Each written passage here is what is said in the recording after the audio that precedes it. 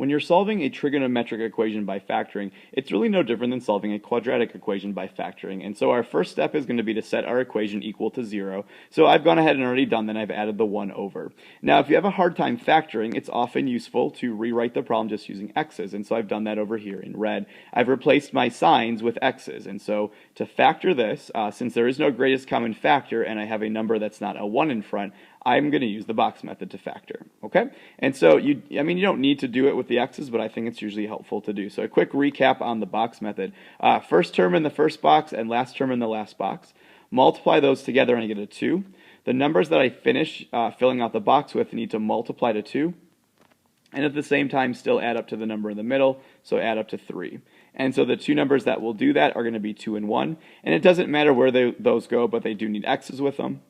And hopefully this is no-brainer at this point. We've done so much factoring over the last few years in high school. And so now to finish this, I'm going to look across rows and columns for greatest common factors. Well, the biggest number I can get out there is 1. Up here, I can get an x out. Going up and down the columns then, I can factor out a 2x.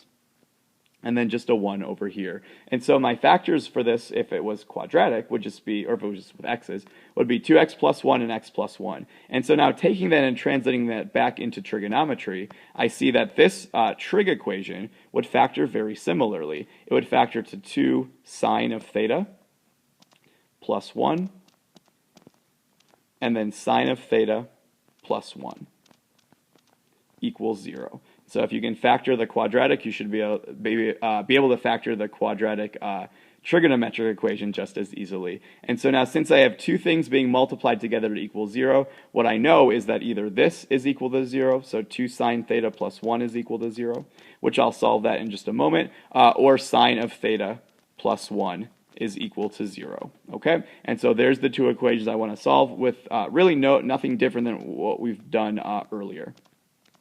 And so getting sine of theta by itself, I'd subtract 1 and divide by 2. I'm going to do that all together and just say that the sine of theta is equal to 1/2.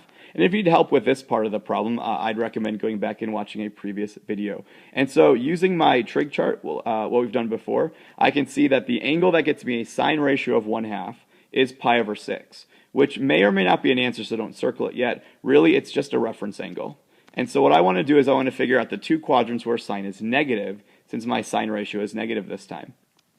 And so looking back to that ASTC thing we've talked lots about, I can see that this happens in quadrant 3, sine is negative.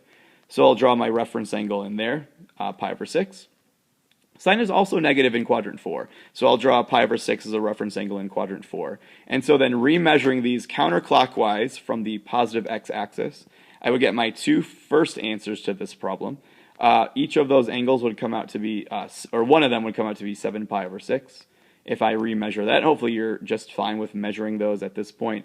And then the second angle, since it's a little bit less than 2 pi, I'd subtract pi over 6 from 2 pi to get 11 pi over 6. So there are my two first answers to this question. Let's go ahead and take a look at the other side of our little green squiggle there and find out if we have any more solutions. So maybe this is true as well, so this could get us more answers.